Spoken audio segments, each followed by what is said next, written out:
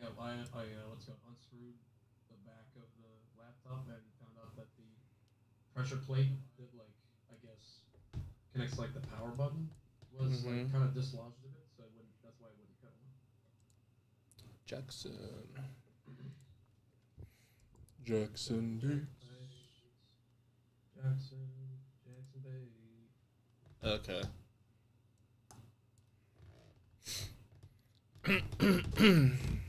Mm-hmm. Jackson Bay. Oh my goodness. Yo. Hello. It's only. I'll be right back. Okay. I'm just gonna shut This out with everybody. See who all shows up. Mm-hmm. I think we're live now, by the way. Cool. I'm gonna share this. Yeah, I'm just gonna share it on the chat, man. Which means everybody's gonna get the notification. It's sharing time. It's sharing time. Sharing care time.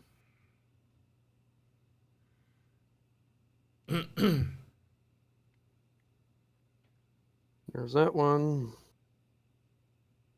There's that one. We'll throw it there too.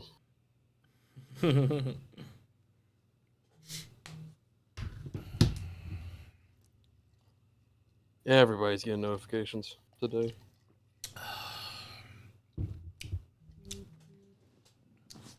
Bam. Ba-ba-da-ba-ba-bow. All right, I'm back. Hi. What up? What up? What's crack-a-lack?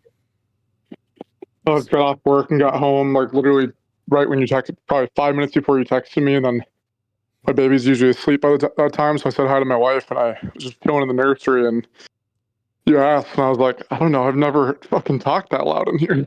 I have no idea if I can or not. So I texted her, I was like, let me know if you can hear me, but I used to play video games in here. So I was like, but now we have like white noise and a baby, you know? Yeah. So I was like, let me know if you can hear me over the shit, but I'm sure you can't. Like, if it's a problem, let me know. So it'll be fine. We can hear just fine right now. That's cool. Yeah, I'm not talking like super loud, but I like to get like animated if I have to, you know? We're just gonna talk for like an But I hour. don't know what we're doing. Yeah, we're just gonna talk for like an hour, talk about cost stuff, and I guess mostly you, since you're Just our episode. random conversation, or are we going to stream it, or what are we doing? Oh, we're already live. We're live, Yeah. buddy. Yeah, I shared it everywhere. If you want, you can share for like the next 5 minutes, and we'll start in like 5 minutes or so. What is it on? YouTube. YouTube. Oh, got it. Yeah. I dropped a link in like every chat known to man because that's just my way of promoting. Oh, it's already going. Oh yeah, we're live. Live and uncensored. Yeah, we're just All gonna, right, let's pull this gonna up. talk about, I guess, cost stuff or wrestling stuff, whatever you. To be honest, Carter hit me up saying, "You want to do a CLRELBW?" I'm like, I guess, sure. Then he's like, "What do you want to talk about?" I don't know, whatever. Then out of nowhere, he just in the last like 3 minutes, hey, like you want like hit up Jaxon? And I'm like, if he's down, he's down. I don't know. Because we always be reviewing the shows and whatnot, and then I guess we were just bored today. We didn't want to really review the show immediately. And so we're like, yeah. Wait, is there a way to mute the YouTube video? Not really. Like, can I have the video up with comments and then talk at the same time? Yeah. You can look at the chat and all that stuff. Mm-hmm. I mean, I can share my screen. Do you know where do I do it? Hold on. Let me share my screen. Share screen. There we go. There you go. Nice. And whoever's on the chat on the right side, if people are gonna watch, this is very last minute, so. All 4 people. I'll let the people in Discord know if you want to watch. True.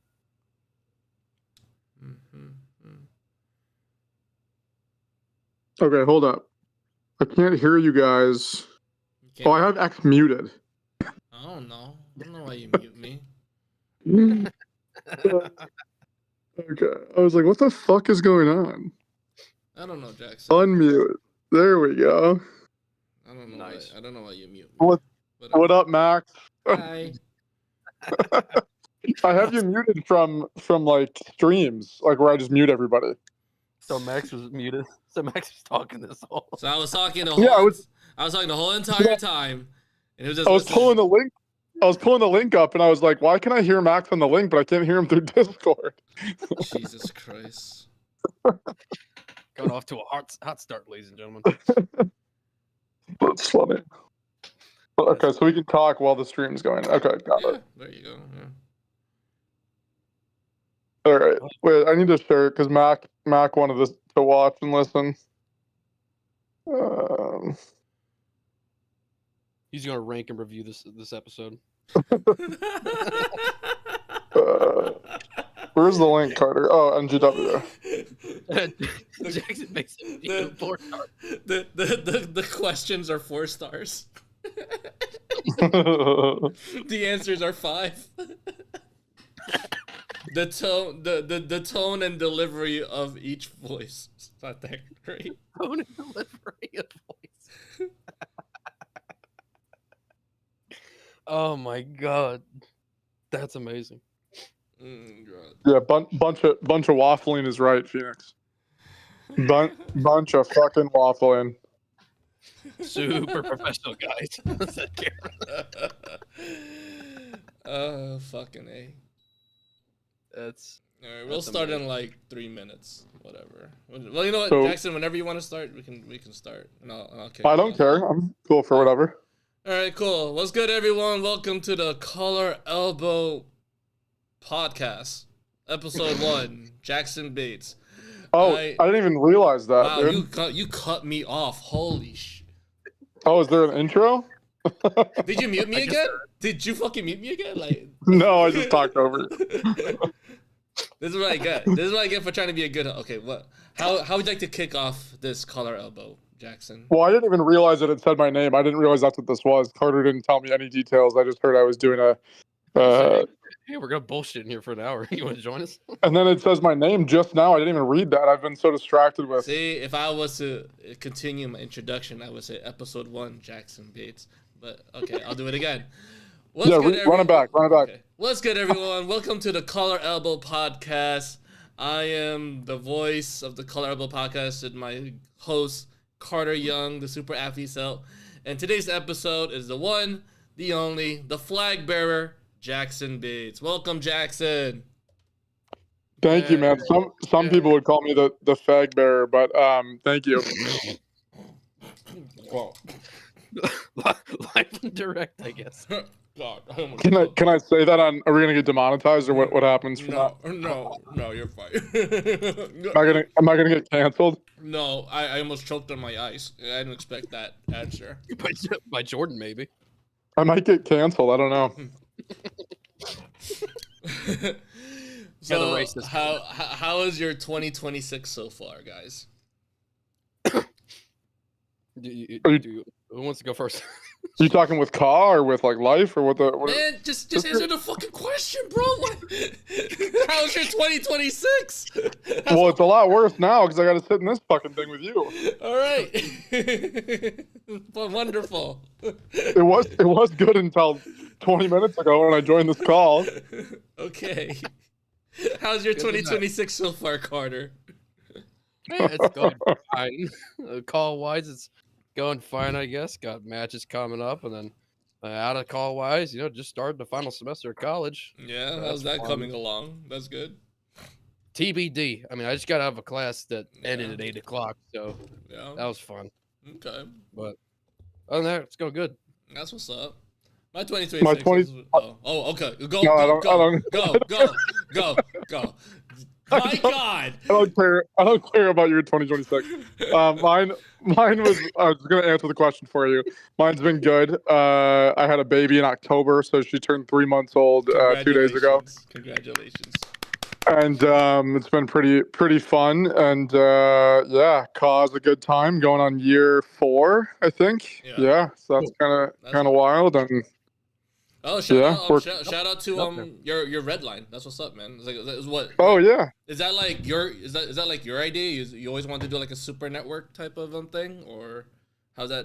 Well, so I actually did the network before anybody else did in 2023 when I did the territory system. But now you stole that idea. Mm-hmm. So now I have to. No, I'm just kidding. But I do. But now I did want to do a network at some point, but we were just kind of like joking around about it. But then Phoenix brought back CTSW, and then 10 has XCPW. So we just figured we'd give it a name. That's what's up. Mm. So what's like That's the red line? What does it mean? Or like, is it like a flight beep, or you just like like why red line? I'm curious. The answer is yes. Yes. Yes. Mm. Okay. Cool. Yes. Correct. Awesome. Yeah, that's exactly. Yep. Awesome. That's so. there's no meaning. There's no. This is the name. Do you think like a lot of creators like they just like there's no deep meaning behind their stuff, like their networks is like Yeah, I would imagine. I always wondered stuff like that. Carter, how did you came up with next gen?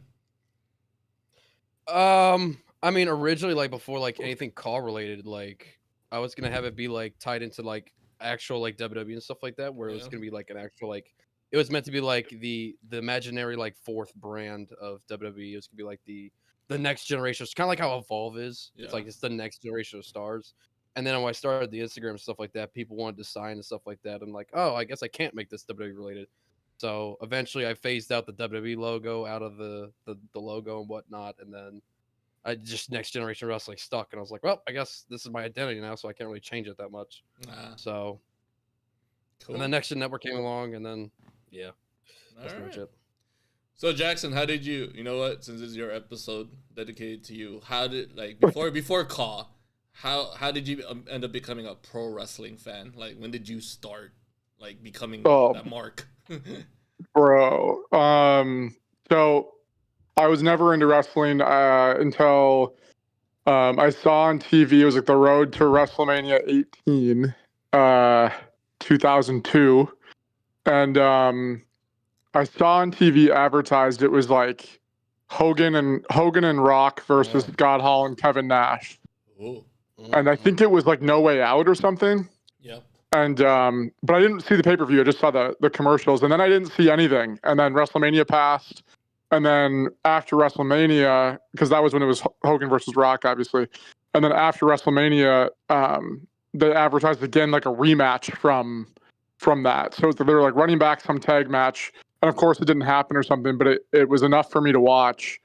Mhm. And I watched a couple Raws like intermittently from like April that time to like June. Mm. But what got me hooked was the Sean coming back. That was when he returned and formed NWO for like a month, and then Triple H turned on him, Okay. and that was what hooked me. Yeah, so I was a Rock fan right away, but then it switched to Sean immediately, and I was a Sean guy. I mean, he's the greatest of all time in my opinion. So give me like your top 5 greatest of all time. I want to know your top 5 real quick. it'd be Sean. Why do you sound like you're gonna come? Give me that 5. Give me it. It'd be probably Sean, Sean Punk, Stone Cold, Cena. This is like off the dome. Roddy Piper Ooh, would probably be my 5. I respect that. Not many people put Yeah. Rowdy in like any top 5, but yeah. Oh, he's top 5 for sure. He innovated pretty much the whole heel talking style. Yeah. That like wasn't a thing really before Roddy. So you ended up becoming a WWE fan, all right? When did you when did you start becoming that like Japanese mark? Like you love Japanese wrestling? That wasn't until 2014, 2015. It was when I watched Kenny versus Okada Of course. 1. Yeah. That's still And in my I'll just- opinion, that's the best one out of their series. Yeah, that's what I say too. Yep. Yeah, Yep. high five. Yeah. Yep. Yep. So that was they're advertising that. I was just starting to follow the Young Bucks. I was watching Being the Elite, and then or not Being the Elite, but whatever the YouTube show was before that. And then and then I started watching a little bit of New Japan, and then I got into like Progress. So Kind of went down that road. Was there a friend But, who showed you that match, the Kenny and Okada, or you something? no, no, it was just social media blowing up, like the Bucks and the Bullet Club. Yeah. And then, so I was like, well, I want to see what this is about. And then I just got like, they were all great at the time. Like it was electric and captivating. And so then I checked out Kenny versus Okada because I started like finding out who they were. And then I was like, well, I want to see this match. And I remember because at the time they were doing the New Japan shows where they would come out at like 5 a.m. our time. Now they're like 1 a.m. or whatever it is. But at the time it was like 5, and I was like, I can't stay up obviously for that. So I woke up at like 6:30 or 7 before the main event, and then caught the main event live. Oh, nice. That was dope. Do you have like top 5 gaijins or like New Japan wrestlers or Japanese wrestlers? Well, gaijins would be like Kenny, Gabe, AJ. I don't know, but like New Japan wrestlers is probably. I mean, Okada, Tanahashi, like OGs. I have a hard time putting Kenny as, or even like ranking him necessarily as a New Japan guy. He was only there for like 5-6 years. It wasn't that long. Yeah. Kenny or Okada, Tana. I like Tsuji now. Tsuji's so good. Yeah, I like Takeshi. I mean, Tsuji's awesome, and Takeshi was awesome, obviously. Yeah. All right. Classics.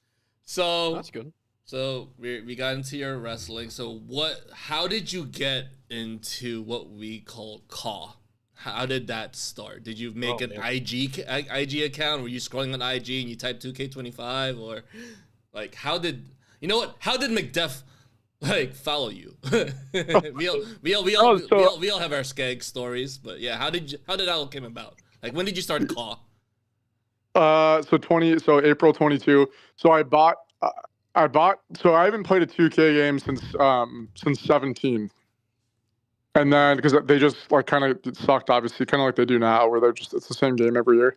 So it was I missed 19. I missed that whole time. So then in 22, I was like, I'm just gonna buy a WWE game. I haven't played one in a while.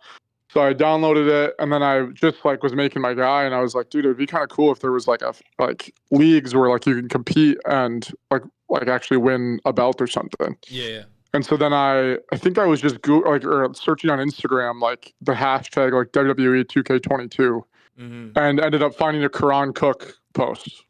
Okay. And so then I like DM'd him, and then started looking at companies he was in, which was at the time was like 585, if you're familiar. Yeah, of course. And, Hatred. Yeah. Yeah. Yep. And then what was his name? Alex Haas had a company at the time, but I think it had like 2 shows. It was full contact, I believe. Yep. Full Contact Alliance. Yep. So then I watched that, and then I pretty much just thought like all of those guys were the guys. So like then I started talking to like Chris Malenko and Alex Haas and Gabe Gates, and like that was how I introed into CAW. But then like a month later, I was like, this is like, it's pretty hard to get noticed, and it's different now than it was then, obviously. And so I just started a company, a pick fed, because that was like normal at the time. And I started the pick fed, and then that just kind of snowballed, and I thought it was like really cool, and went on for a little while, and then I was like, oh, this sucks. Like this is not cool. And wait, pick fed's not cool, or like your thing that you're creating is just not cool? No. When I was creating, I loved what I was creating. I always had like, I like to book. I like having like unique booking styles, like that kind of stuff. But no, I just realized like it's just kind of like what everybody goes through in their first like 6 months to 9 months. You think what you're doing is like the coolest thing, but like you haven't really seen 80% of CAW. Yes. So it's like everybody goes through that. So I just at some point I was like, oh, this fucking sucks. Like I don't want to be doing this anymore. So then it was like March of 23. At the time I was in that faction with ANY and Reyes, and I was like, I just need to. Was that like the Rogue Was it Rogue? Rogue, yeah. Yeah. Yep. Okay. Rogue. And there was just like a stigma, and like again, we were like top of the bottom. So I was just like, I don't want to be stuck here. And so then I was like, I'm gonna go to SVW and change SVW, and that's what I did. So I reached out to. Did you discuss? Oh, so you reached out to Skeg. Yeah, I reached out to Spec. I set it all up. I kind of mapped out like my whole first year of like how it was going to look, and I didn't know how to promo still. Like I didn't know how to do visuals. My promos were like me talking over a picture. Yeah. And for probably like 2 months or 3 months into Skeg, and then I learned a little bit of visuals. I learned green screen, started doing edits, and then I would say by like November, December of that year, I was kind of like in full swing of what I am now. Different character a little bit, but like same work ethic, same content, like, you know. So you were like, so off the bat, you're like a very goal oriented person. Like, I'm not gonna be fucking like, that's crazy. That's just who I am. That's just who I am in general. Yeah. I respect that. Yeah, it's good. Yeah, that's really dope. So I pretty much told him like, this is what I want to do. This is how I want to like build this up. I want to do this, and then I want to do this. And he just told me the same shit that he told everybody, which was like, yeah, you could definitely be great. But then he just says it to everybody, and most people just like get impatient and then quit, you know? Yeah. And I was like, cool, well, I'm going to do it. And that's kind of like what Al did. It's what VK did. Like, it's the same recipe that anyone successful kind of takes. It's like they just don't really stop. Yeah. You know? Yeah. Like, so it's crazy because I remember when, was it Maniac? It must have been Maniac. There's two people who introduced me to the IG side. I want to say Maniac, but I also want to say Gabe Gates and whatnot. Because I know Maniac introduced me to the IG side, but I think it was Gabe Gates who introduced me to what WZW was, what EMW was, what Legacy was. You know, so there's a mixture of those two. So I was probably in the same situation. Jaxon was like, people don't know who the fuck I am. They know about XVPW, but they don't know about like X and all that stuff. So I was, all right, Alex, if you're like one of those guys, then like I'll do an HLR match and whatnot. And that broke me out to the rest of that one match with Alex is what broke me out to the IG side. The one match with Lionel Suba broke me out to the Twitter side. Then whatnot. Yeah, and I think the one with Suwa is what got me signed to WZW, and what got me signed to WZW is how Sean Leota picked me up from EMW. Kind of thing. It was like, oh, who did this match? You know, like, oh, you faced Malenko. Oh shit, like who did this match? Then yeah, so it was just a role bowling effect because I already had goal oriented like sites already back in like 22, you know, early 2022. That's dope. So okay. So you did your run in Skeg, right? So what broke you out after that? Because clearly you wanted to leave and do your own thing, right? You're bitch ass, yeah. What did I do? No, I didn't do nothing. I mean, it is basically, but it wasn't like, it's not like you like pushed me, but you were the inspiration. So I was in Skeg in 24. I did the whole angle where I was leaving, and then I said I was going to leave with the title, but the whole plan was for me to stay. And then, but I did like, I hope Skeg listens to this someday. I did everything kind of under his nose a little bit. I mean, I get it. Like, everybody has their motives. I totally I understand that. Yeah.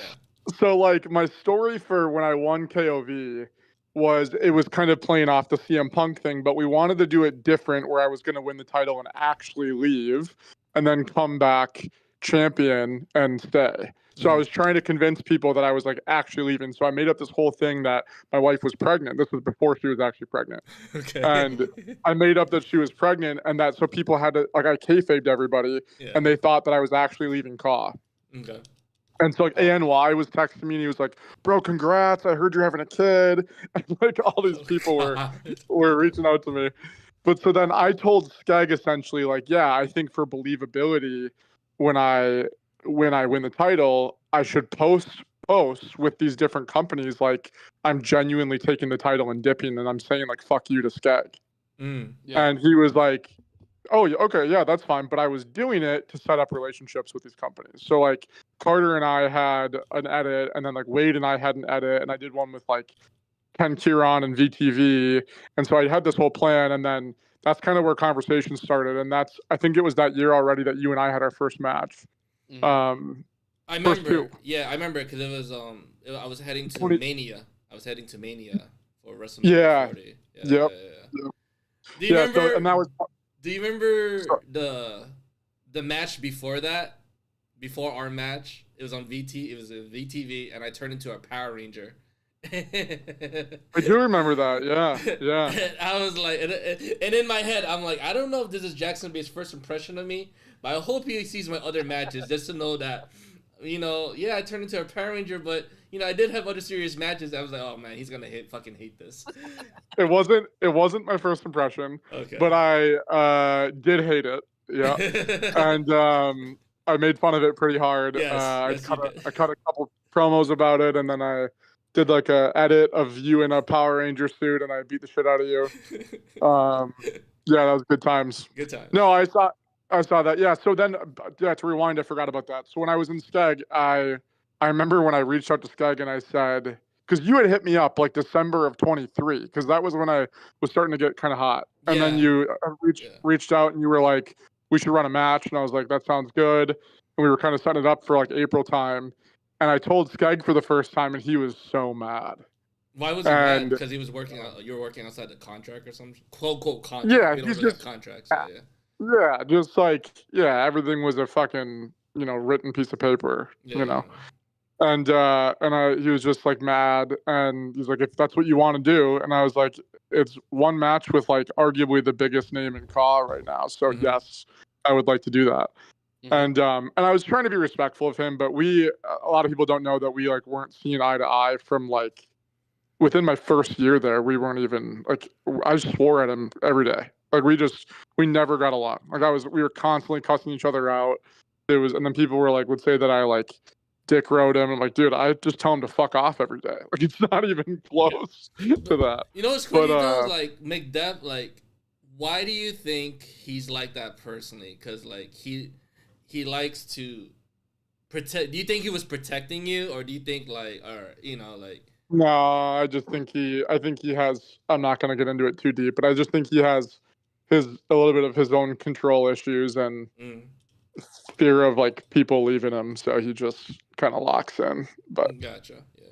Yeah. So then we planned that, and that was really, I was like, yeah, like I was trying to set up my time leaving, and then we did that angle, and then I did the whole angle with Chase, which was awesome, and then that was it. That's what's up. So, in your like, if there was like a class, like who was like that class? Like, would you? Because what was it? Is it you, Jaxon, Al in that class, or like? Because I know, because you guys did. I remember I was watching a thing. I didn't watch it live, but the peel of the curtain, right? It was you and like three others. Were you in that same class? Like, you guys come up the same time? It was like you, Chase. Who else? No. I joined pretty much by myself. There was like, it's hard to say who the class of 23 was, because it was like me in March, and then nobody joined until like, I want to say like September. Okay. And then there was like some people that were joining in like September of that year. No one that really is around now. And then the real like next class was the following like summer to fall, which was Chase, Albright, Jaden Morales, Wayne Santana. So like when we ran that whole feud it was me and Chase, but it was like we were kind of paying a little homage to like Cody versus the Bloodline. Yeah. With Chase being Cody, and then Violent Legacy being like the Bloodline. And then we kind of like, I beat him a couple times. We attacked him, and then he was concussed, and I squashed him, and then he was going to come back and win the title. And that was all planned like months and months and months in advance, which one of my favorite things that I've done. And so when we got to the end, we did like a big 4-on-4 where he like recruited these three guys, and it was Jaden, Bro, and Tyson Adams. Okay. Now Kid Wicked, obviously. Yeah. And then we did this big 4-on-4. So when he beat me at the last pay-per-view that I did, we wanted to do like a curtain call moment. And so it was me, Chase, Tyson, and Jaden is who that was. Okay. But there was no class with me. That's way more their class. And like Tyson was 22. Mhm. Jaden and Chase were 24. I was 23. Oh, okay. Gotcha. So clearly you left Skeg. Now, was Violent Legacy? How did that came about? Who started that, or whose idea was that? That was so that was in 2024. So Duncan and I were running, you know, every year I try to create like some big feud that like is my thing that year. Yeah. And so in 23 we started planning that. It started in late 23. And then no worries. And then it ran through early 24. We did like kind of like you and IX, like a 4-match series. And then with a couple draws. And then once that was concluding, Duncan and I had just been working together for like 7 months straight. So like I was kind of like, man, like we got along really well. We worked together really well. I was just had like an idea for like almost like a British strong style type faction. Yeah, I thought so too. Yeah. Yeah, that was what originally was pitched. And so it was me, Duncan, and Vincent Payne. And then we had a fourth different guy that we were going to add like a couple months later. And right before we were about to form, I think I put out a segment or two of like Duncan and I kind of chatting, like following our last match, where like we're kind of picking each other's brains and like showing mutual respect a little bit, like after these wars that we went through together. Isaiah reached out and was like, yo, I'm going to do a faction with Andrea Andrews. Do you want to join us? And I was like, hold up a second. And I hit up Duncan and I was like, what if I asked Isaiah and Andrea to join us? And he was like, fuck it, let's do it. So then I was like, how about you guys join us and we have a 5-person group? So that's how that happened. So who came up with the name Violent Legacy? Was it you or it was a group. It was a group decision. Oh, so what's up? We have thrown out like a bunch of different names. What was other names? I'm curious. God, I'd have to find it. They were all. I remember one was like Legacy of Violence. One was Violent Legacy. Not or I'm sorry, Violence. It was Violence Legacy, not Violent Legacy. Yeah. There's a couple others I can't remember. You know what's funny? But, here's a funny story. Oh, what happened, Carter? Go ahead. Ask your question. I was what was the worst name that you came up with in terms of those ideas? I couldn't tell you. I don't think there was anything like bad. I think they were all right along the same lines. I really can't remember. I think that we were so stuck on those. So this is a funny story. When we came up with United by Honor, it was Trey Mercer's idea for our first name to be Super Coaches. I'm like, no. Oh, that's funny.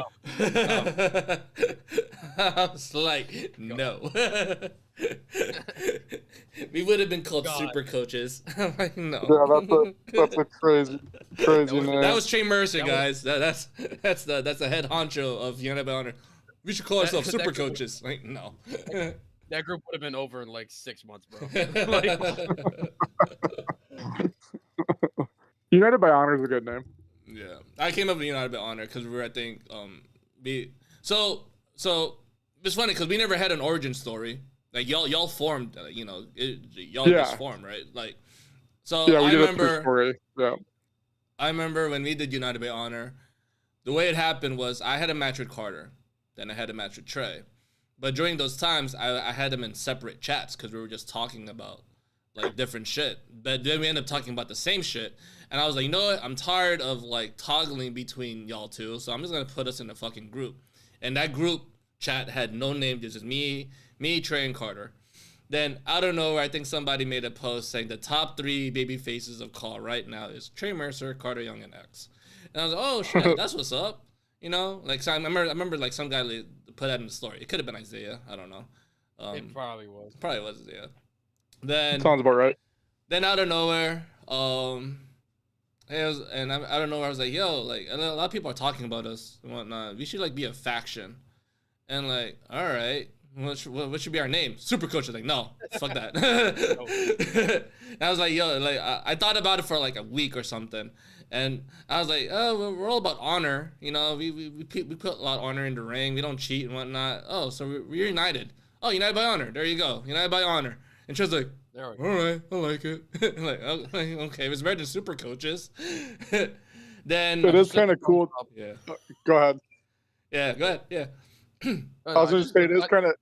Oh my God, Sorry. Carter! I will mute you. I have a delay. I'm sorry. I was gonna say it is kind of cool. I feel like when Violent Legacy formed, we always said like one of the kind of the taglines was like "Bound by Blood," and I feel like Violent Legacy was always like the antithesis of United by Honor. Like it's the same vibe, but one was more heel group and one was more face group. But like we all got in our groups off of like fighting each other. Like that was the whole idea.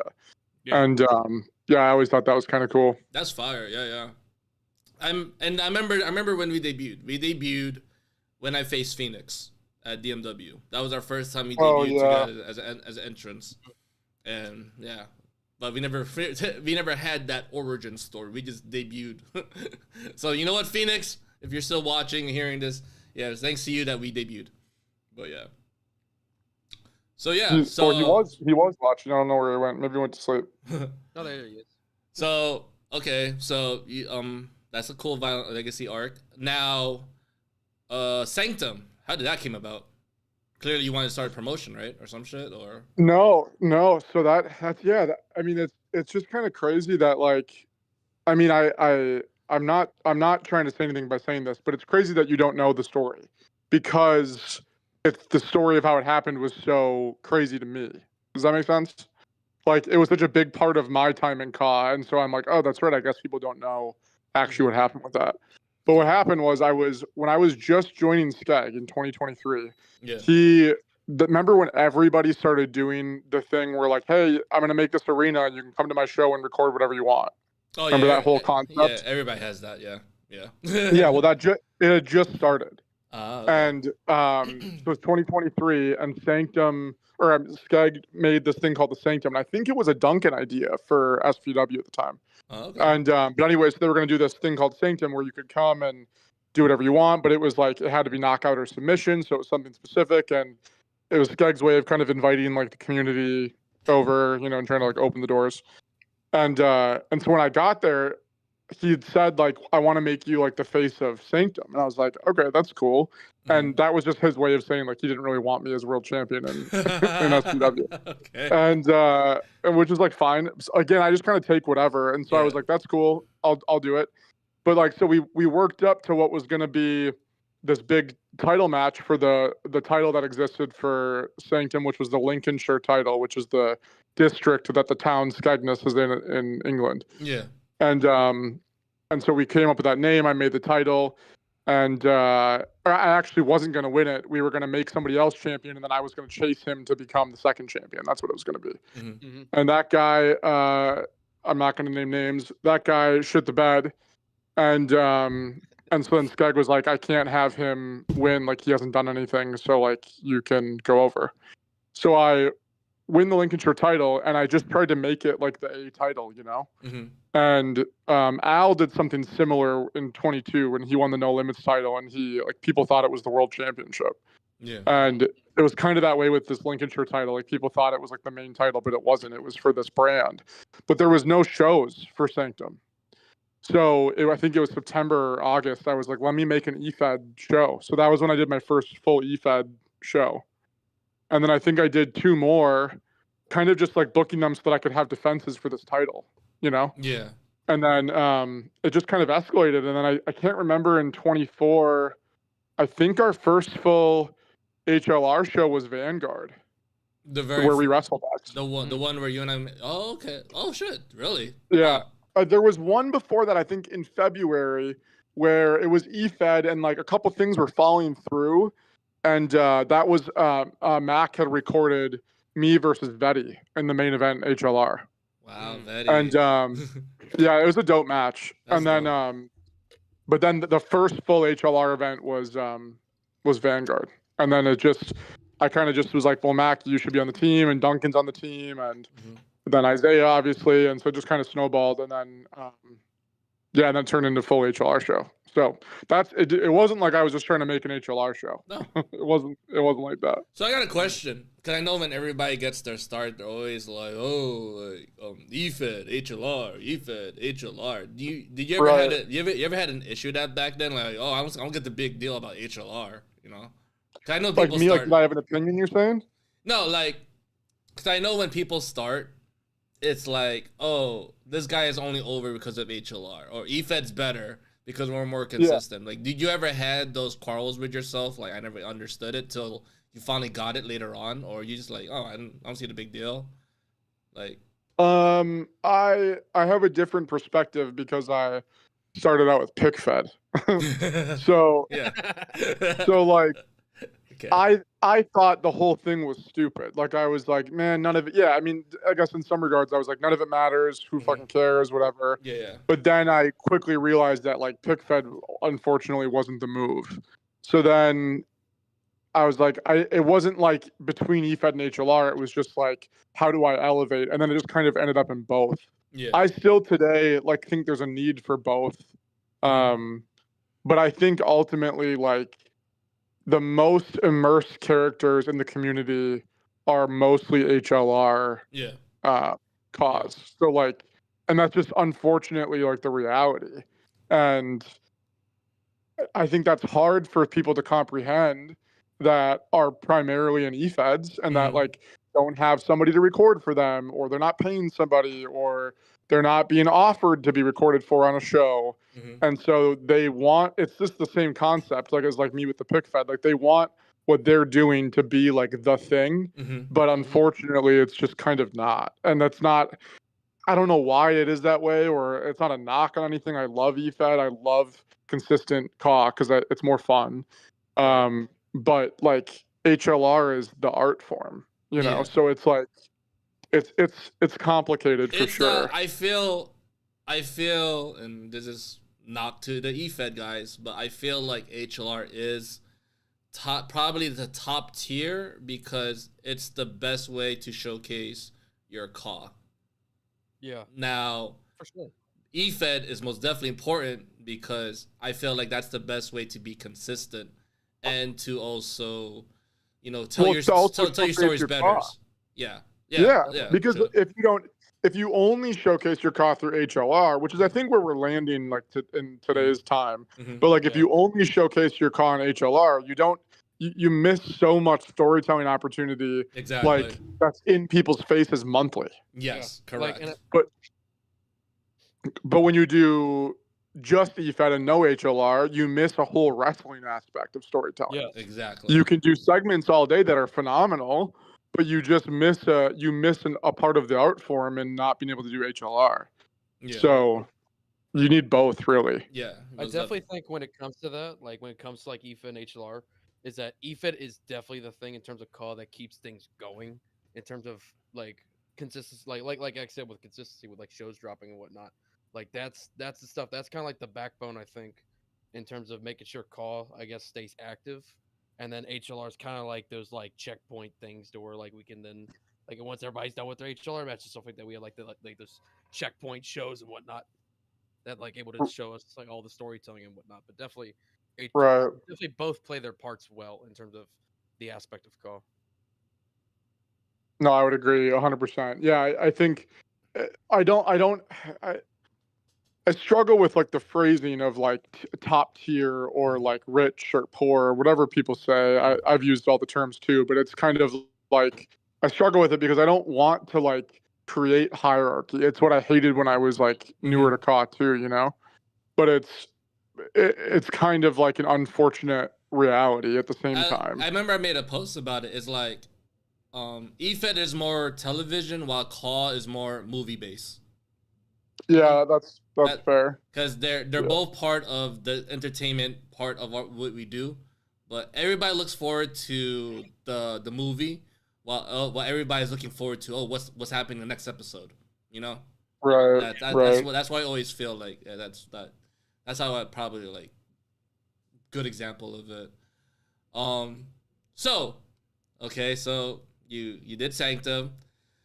Now let's talk about Ringside. How did that came about?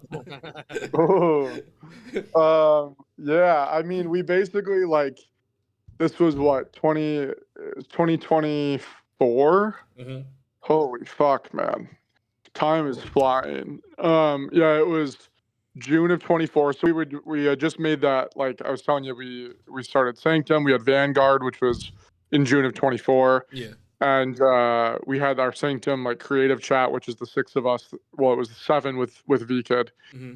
and so it was seven of us. And then we were kind of like fucking around rating matches like in our group chat, like just like watching a show and then like talking about it because Yeah. we were just starting our HLR show. Yeah. So it was kind of like watching other stuff and kind of like, well, was this good or this was not good or whatever. And we were kind of doing it for fun. And then I remember we were kind of throwing around ratings about like WWE or AEW matches. Just like ratings were kind of becoming a thing in our group chat. Oh, let me And pause you then- right there. Let me pause right there. What was your Yeah. rating for Cody versus Roman 41? Or was it 40? 41, 40. it was a 40. 5. Yeah, 40. I'd give it a 5 for sure. Really? Yeah. Wow. That's, Oh, yeah. that's interesting. I mean, it's just hard because like again, it's very similar to rating com matches. Yeah. It's not perfect. It's not structured. Mm-hmm. So like 39 was a better wrestling match Oh, tenfold, you know? But 40 you can't take away like the way that I look at it and I don't do very much rating for our I mean I do some of it, but like I don't see as much cause other people do. So like but like my opinion is a 5-star match is a feeling. Like it's not always like perfect to a structure. It's like you get a feeling with a 5-star match. Mm-hmm. Yeah. So it's like that's how you can't say, in my opinion, you can't say 40 wasn't 5. It's not a perfect wrestling match. But when you look at like the terms of like, are you feeling something the entire time? Do they like that's what wrestling's about. Mm-hmm. So it's in its own ways, it's perfect. It's just not like professional wrestling necessarily. I would don't know have if that gave makes it. sense. I would have gave it 5 stars if you replace Undertaker with Stone Cold. That's obviously what was supposed to Yeah. happen. Like Yeah. that's what should have happened. Yeah, I felt Oh, but- that would have been a okay. That's like my 5 star right there. But it was like I give it like a 4.5. You know. Yeah. But Yeah. I mean, it was phenomenal. Yeah. Yeah. Okay, continue. Yeah, you guys were rating Oh, yeah. AEW matches. We were just rating like random shit, just kind of like fucking around for fun. And then, I remember I think it was Isaiah and like Phoenix and maybe Leo Sua made like a funny list on like Leo's page, like maybe the year before Mhm. of like a top 50 or something. Am I getting that right? I think so. Yeah. Like And I 2020. remember Isaiah saying like they were fucking around putting random ass people's names in different spots just to fuck with people. Yeah. And yeah, I don't remember who it was. I'd have to go back and look, but somebody was like, we should make a ratings page. And I was like, fuck it, let's just do it. And so we did it and it just started and then it just kind of snowballs, like you're like rating and then you're like, okay, well let's rate this next show. And then 6 months later, you're like, hey, we didn't do ratings for this show. Let's rate this show. And then it's like, hey, did anyone watch this? Like it wasn't very serious. And none of this is serious. None of it Yeah. matters. But it's just like, I think people unfortunately cause largely for validation, unfortunately. And so people find their own validation in these things, and like that's not what it was ever about. But yeah, that's kind of how it came to be. I think one thing I do enjoy about like the whole ringside thing is it's weird because when my match airs, everybody's fucking quiet in the chat. And it irked the shit out of me because I'm like, this match fucking sucks. Or it's that good that people are locked in. So every time I would send my match to ringside or whatnot, or if they critiqued it, I always say thank you for watching, or like hey, like what did you like about it? Because I personally would like to hear, like or read because it's like one of those things, Jackson, where like yo, X, that was good. That was good. You know, I like that match. You know, I'm like, all right, cool, thanks. You know, what did you hate about it? No, it's perfect. I'm like, God damn it. You know, like I would like to hear. I would love to hear like, hey, what's wrong? You know, or like, hey, this could have been better. You know, so every time ringside would watch it, I would say, hey, thank you for watching. You know, like, I'm just that humble in a way because okay, a person who probably critiques it, like you know, it would be nice to see like, hey, what's wrong or good about the match, you know, or some shit like that. Just so at least I know that, hey, I don't have an ego, guys. I want to know what's bad about my shit, you know. And I think that's where me and Jaxon got along so fine. We're working together. Hey, what should we do? Or like, hey, DT, you want to do something different? No, I think that, and I think that's one good thing about like the chemistry that we had. Like, yeah, like we're not doing chemistry in the ring, but we talk about, hey, we should do this. Oh, you should do that. Right. You know? Yeah, it's I don't know, it's a weird thing, like it's so arbitrary, like it's I've talked about this with like so many people, like it doesn't matter at all. It's a hobby. Who gives a shit? But then it's like at the end of the day, you spend so much time into it. So like you do want a little bit of admiration and you do want a little bit of validation, but like not too much to the point where you're getting mad if somebody doesn't like something. Yeah. And so it's like this weird, arbitrary mixed bag of bullshit that like we all do this for, you know? Yeah. And it's I don't know, man. It's a beautiful and terrible and fun and awful thing all at the same time. It's our own. I feel like it's our own wrestling of Dungeons and Dragons.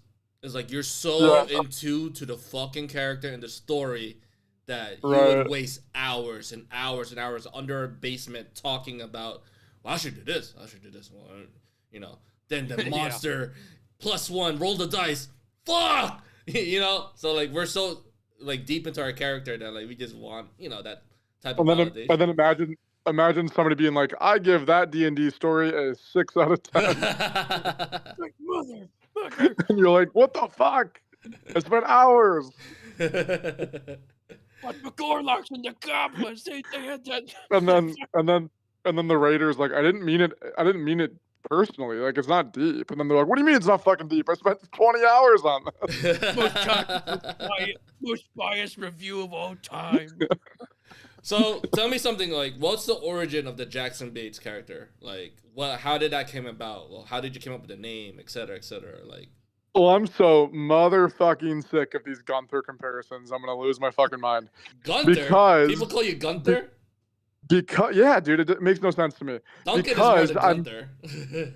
X just knows my love of wrestling, so I don't think he'll ever see me as Gunther. But I'm an 80s guy through and through. Yeah. So I just love 80s wrestling. So like I have seen so much 80s wrestling on tape. When I got into wrestling in 2002, like I was talking about, my uncle was like, I would have been 10, he would have been 25. Mm-hmm. And so I was talking to him about wrestling because my grandma told me he was a big wrestling fan. So when I started talking to him, he started giving me all these 80s tapes. Yeah. And so I watched a ton of them. So I'm just a huge 80s guy. So when I started, I never made a CAW my whole life that looked like my CAW did when I started CAW. So like the mullet, I had a mullet, and like I looked like, I had long tights like Rollins and like boots, and then I had a mullet. And I was just trying to stand out. Like I was just trying to be different. You have a picture of this? I'm curious. Oh, it's somewhere. Yeah. I think I've seen that somewhere. I feel like I've seen that. Oh my god. Jaxon Bates for the mullet. Yeah, but so and then my move set was like very similar to what it is now, which is just like my finisher was a headbutt. It was a running headbutt. That was my finisher for like a year and a half. Because I don't want anything flashy. Like I want something that's like unique that not everybody does, you know? Yeah. And I remember I had a ton of clotheslines and like just the same shit that I do now, like really basic stuff. Like that's why X and I always make fun of X because he talks about it too much on his stories, but we have the same outlook on like arm drags and headlocks and whatever, you know?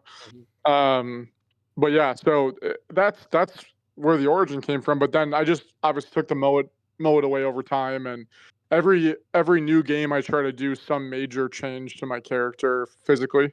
Mm-hmm. So like from 22 to 23, I did the the modern mullet cut, the Jey Uso mullet cut. Mm-hmm. And then from 23 to 24, I did like the buzz cut, and then 24 to 25, I added like some tattoos and whatever. Mhm. So Yeah, I feel like, especially with HLR and whatnot, you want to get down to the perfect character to a T. So I remember, like, okay, Jaxon to me is like a modern day Ric Flair with Yes. with like the most technical style. But when you mention 80s, okay, for those who don't know who Nick Bockwinkel is, you Right. know, like Yep. Bates is like that, like there's a way to hold a championship, right? So if you put it over the strap, I feel like Bates wouldn't do that. Bates would fold the Yeah. title like that and would hold it with prestige like this. 1000% is Right? like, Like, I love that shit. see? Yeah. So yeah. like you would have to be a Yeah. hardcore wrestling mark to understand what I just said just now. But with me and Yeah. with being Bates, Yeah. that's where we got that, you know? Like when I mentioned, okay, I'm more of a Ricky Dragon Steamboat fan. Bates is a Ric Flair. Yeah. Boom, chemistry right there. You know, like we understand each other. And I feel like if you want to be known as like, okay, you like there's wrestling, but then you got to really know wrestling. You know, oh, Bates does not look like a Poison Rana guy. Why the hell would you make Why would you make Bates do a fucking Poison Rana in your match? You know, it's one of those. It's one of those where like you know, and that's where like you have to understand each other to have that good chemistry to make a really good HLR match or to tell a really good story. It's so, I agree. Sorry, I'm going to change the subject. Go ahead. It's so frustrating. It's just like, because my guy wears trunks with no knee. Now I'm adding the low knee pads now permanently from my Ric Flair attire. Yeah, I like them too. But I've rocked no knee pads for like almost 2 years. And because I wear trunks and no knee pads, it's Gunther. And I'm like, do you realize that every wrestler looked like this for 20 years? Like, Gunther's not the first person to wear trunks and no knee pads. So it's just like, I don't know where, I'm like, my character is nothing like Gunther. Like, I don't talk like him. I don't act like him. Like, I don't know, I don't know man. where he's going to give you an Austrian accent. Bro, I mean, I can get it. Like, I can get the link, but like, it just tells me that these guys don't know old wrestling, which is like totally fine. It's all good.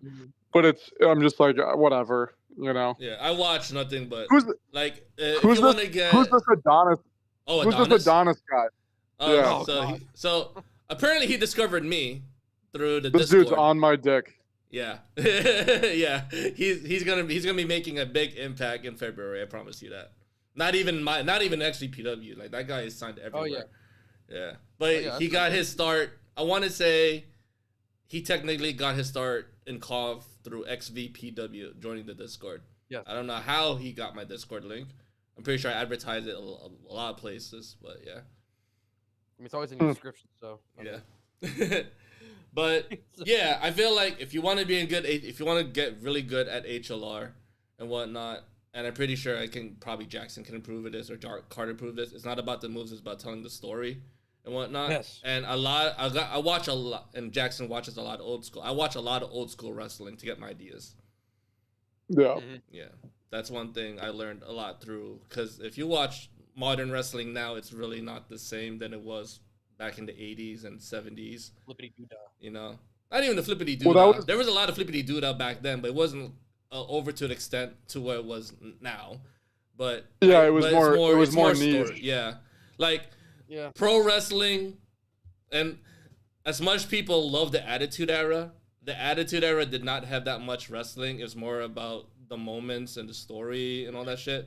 But a lot of pro wrestling happened in WCW through below, like Golden Era. You know? So, like, good stories, amazing finishes, you know, like, creative finishes, a lot of that, too, which I liked. But, yeah, really good. And I think, like, more... I want to say... It's like... I feel like wrestlers were wrestlers. If you get what I'm saying, it's like you have the Bretts, you got the Bret Hart, you have the Nick Bockwinkel, you have the Ric Flair, the Ricky the Dragon, you had all these like great gimmick manly type of characters. Then the Attitude Era, you have like like Doink, and shit like that. But there were still like good characters that you can relate with. But if you really want like down to the gritty, like true wrestling, then I feel like 80s, 90s, early 90s was like the best time to watch that. Right. Yeah. All right. So, Jaxon, tell me who are top like not top, I don't want to say top, but like 10 people in the future you like to work with in 2026. That's not me. Okay, hold that thought. I just remembered what I was gonna say. I don't want to work with you ever again. Cool. I was just gonna say that was one thing with Ringside that we were really trying to do. Because one thing that we didn't like is how people place such an emphasis on like the importance of like the recording aspect of a match in HLR. Mhm. And like to your point of like storytelling is way more important.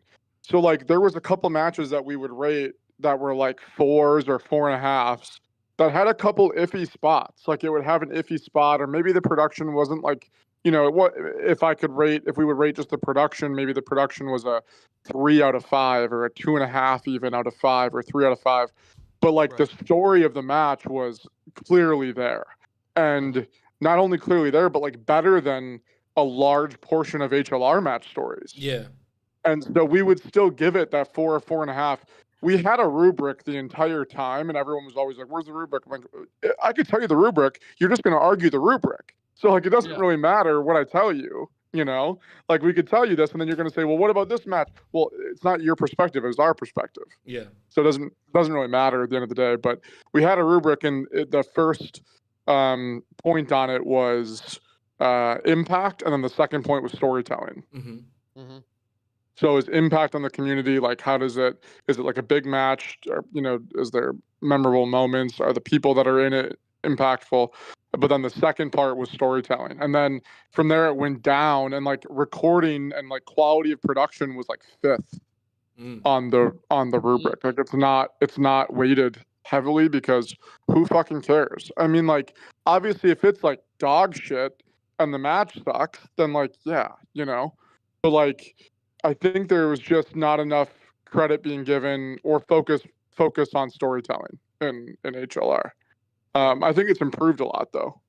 I feel like the difference now between when people started in 19 is that now everybody is trying to get their hands in HLR ring, Yeah. Like there's so many, and the fact that I'm teaching I think 5 people all at once now in the Discord because everybody wants to learn. Because keep in mind, back in 19, 20, and 22, there still wasn't that many recorders.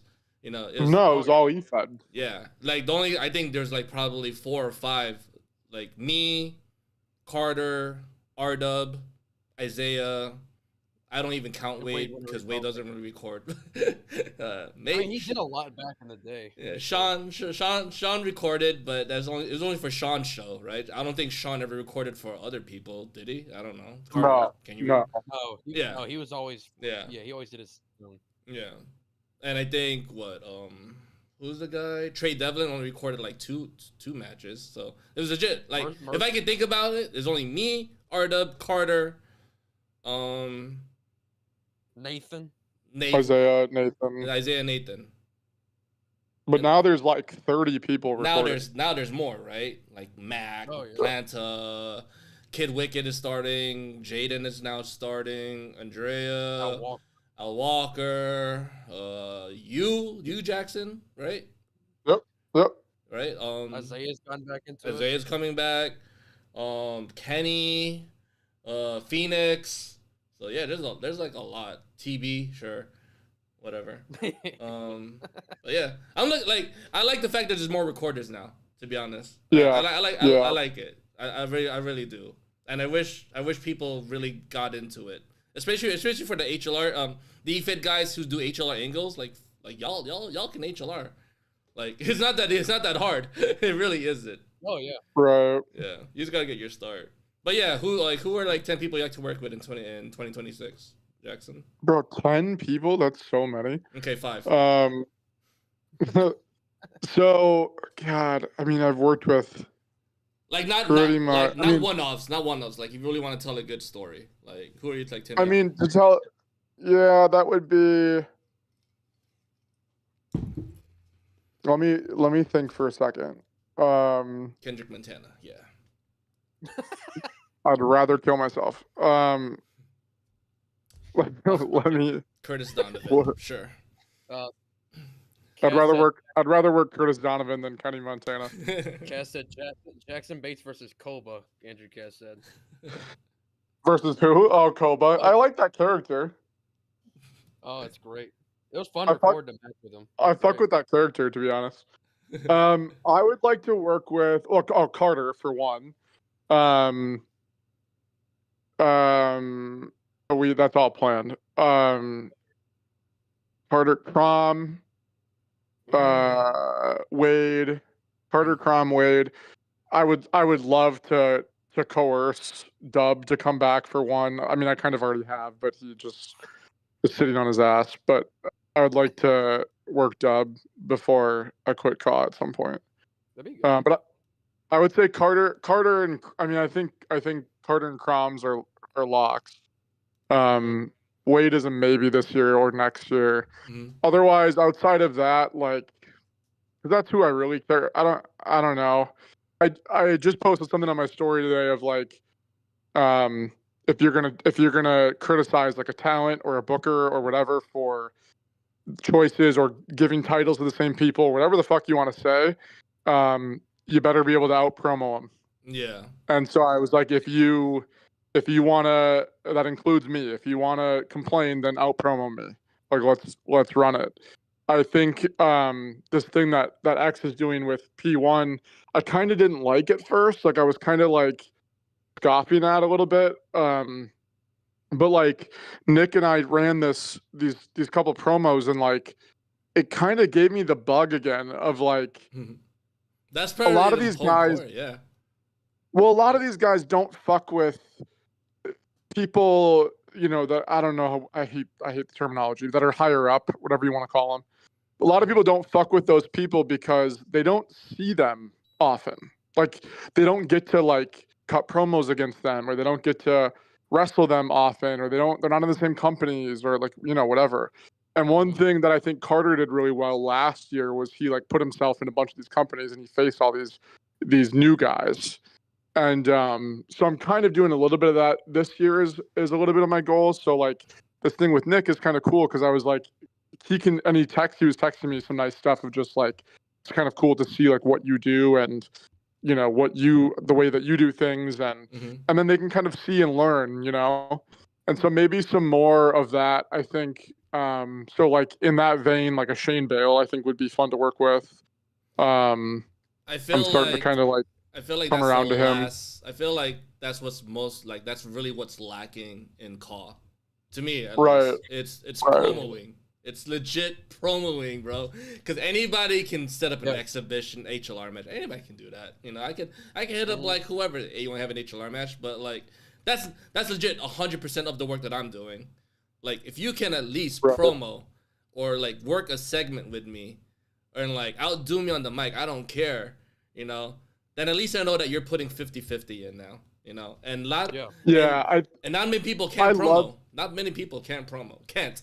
I love segments, but like they've become so overdone that like people don't promo anymore. No, they and don't. It's like it's a little bit of a lost art of like, you can talk all this shit, but cut a promo against me, like I will destroy you, like that kind of vibe, you know. Yeah. And so that's kind of my motto for like 26 is more like, I don't really have anybody that I'm like dying to work with outside of like Crom, Wade, Carter, Dub, but like I'm sure there's other people in there somewhere. Dave's, we're gonna run it a couple times this year. It's gonna be great. Yeah, it's gonna be fire. It's gonna be nuts. But then I think just like facing new guys, but testing them. Like I don't want to just run a match. Like if we're gonna face, I want to go back and forth, and I want to like pull something out of you a little bit. Exactly. You know? Yeah. So I think when it comes to like, go ahead, Carter. I think one on top of like the promos, a lot of the things I'm starting to like kind of like collide with in terms of like other people is like I feel like there's a certain wave of people that like I feel like they don't have an exact identity yet, and so it's like I had promoted against a lot of guys, and they felt like all like the exact same. It's like, oh, like I'm the new young hot talent guy, and I'm gonna like be the next big thing and stuff like that. And so it's like, here I am, like I was cutting these promos and whatnot, and it just felt like I was promoting against the same guy over and over and over again. I was like, man, Right. I just need these guys to have some identity. Like I need them to have like that definitive like what makes them tick, like what makes them who they are and stuff like that. So I definitely want to see more of that in not only like in promos and whatnot, but definitely in their character work in 2026.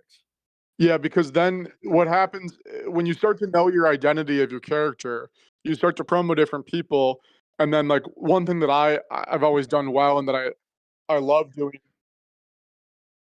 I was like, what the fuck is this motherfucker talking to? Um, but one thing that I think that I've done well and that I enjoy doing is world building. So like taking, if I'm in a feud with X and I'm like all fucked up because I can't beat him, then when I'm feuding this guy, like that's on my mind. And so Right. like that should be distracting me and like that should come out in my promos. And if you don't have an identity of your character and like you don't string those things together, then yeah, like what are we following here? Yeah, Like exactly. what are we paying attention to? So that's the fun to me, and I think that's what I did well, and what drew people to me in 23 was like everything led to the next thing, even if it wasn't the same person. Like so I was just pulling you along, and you had to keep watching to kind of see where it was headed to next, and I think that's missing a lot. Do you think? Right. Do you think? And I do this. I do this, and I'm pretty sure a lot of people do this, especially with their whole HLR thing. Is clearly we all have our own personal motives to get to that top of a mountain, or like do our best, because let's be honest, this is HLR, this is CAW, so some bookers don't know what the hell they're doing. Some bookers probably do know what they're doing, but technically we're like, especially with HLR and the fact that you can create our own, you can create your own matches. You're legit creating your own narrative at a point. So Mm-hmm. do you feel do you do, I'm pretty sure you do this. Do you do your best to carry yourself to the top? Because I did that in 23 to 24. You're gonna have to rephrase that. So What do you mean? so you said you set yourself this goal, right? So like, okay, I have this goal, and my goal is I want to be the freaking best. That was my goal. Like in my head, like I wanted to be the best to the point where if I was to cut a promo, and and this is my way of thinking, if I'm gonna talk shit, I gotta back it up. So I make sure that when I cut this promo, I gotta back it up. So I make sure that whatever match I do, whether I'm in the middle of the middle card or if I'm main eventing, I'm gonna do my best to be on that top, no matter what. If I gotta outdo Isaiah, if I gotta outdo Trey, if I gotta outdo Carter, if I gotta outdo anybody, I gotta make sure that I have to put these matches and make sure they're so fucking good to the point where I gotta be on top. Whether if I have to book, if I have to book myself, or if I have to work with somebody like Jaxon, I gotta make sure that I put myself on the top. So clearly you had a run of a lifetime last year, to most likely this year probably. But yeah, like do you set yourself that, like do you have that mentality where like, okay, I want to I be see at what the you're top? saying. You feel me? I see what you're saying. No, no, I don't. It's not like that. Not with CAW. I mean, I'm like that in life, but like with CAW, it's just I definitely maybe earlier on, like my Skeg run, maybe because like I don't know, Skeg kind of created that environment of like kind of competitive in a Mm-hmm. kind of in a unhealthy Dog way, but dog eat dog kind of deal. yeah, Mm-hmm. right. And I just don't. I don't fuck with that. Like I do that in real life. Like I don't need to do that in a hobby. So like Mm-hmm. for CAW, it's more like I just always really liked the collaborating aspect. I liked like the artistic aspect. Mm-hmm. And so like what I care about is making content that is inspiring and like memorable and um I would rather put a lot of time into something that like kind of leaves a legacy, so to speak, Okay, I versus got you. being like the best. Oftentimes what comes with that is like being seen higher up. Yeah. But that's not like my intent necessarily. But I just have goals as far as like, okay, hey, I want to work a series with X because that content and that art is going to be like magic. Mm-hmm. Or I wanted, like Carter and I's characters are like total antithesis of each other. Mm. And like Wade and I think could do like a really good like Brock Lesnar versus Cody vibe. See now, Or like so that's interesting because that's how I was on 23. So like from 22 to 23 is all right. I gotta get myself out there. Then 23 was like, okay, I faced a super athlete. I want to face probably a Samoan. I want to face this type. Then I think 23 to 24 is okay. I want to tell stories. You know, who's the best guy I can tell a story with, and that was you, because I was like, okay. He's a perfect heel. I'm the perfect baby face. Like, because to be honest, I think during that time, everybody was a heel, but they weren't a believable fucking heel, and I hated that. Yeah. You know, like if you're gonna be a heel, be a fucking heel. You know. Like, if you're going to be a babyface, be a believable babyface, you know? And there was a lot of heels that was like, I can't tell that with X, you know? I can't tell that with this specific character. I can't tell that, like... And Jaxon was the right person at the right time. So, yeah, that was that was the one. Like, okay, this is perfect. And it was interesting because it was in Skeg. And I kind of enjoyed that. That kind of, like, broke history a little bit. Yeah, it was good shit. I think it'll be looked back on fondly. Yeah, I just like shit like that, man. Like I just want to do shit that people will remember, and like none of this fucking like whenever I leave, everyone always says this, but you should take me for my word. You're just never gonna hear from me again. I mean, you, Max, I have your number, but like you know what I mean. Like I'm just gonna disappear. But like, Kira's a big one that people will still talk about. You know, and like he wasn't even around that long. Like I've outlasted Kira by a year or two, but like people still talk about Kira today. You know, I think when I came in, like that's when Kira left. That was everybody told me about Kira too. Like when I came in, same for me. Interesting. Yeah. All right. Yeah. So who are probably like top 5 underrated that you think like you want to look out for, or people should look out for? Wayne Santana is the first person that I will say in pretty much any room of underrated cause. The guy just world builds so well. He can out promo probably 90% of the community, and he doesn't even like promo often.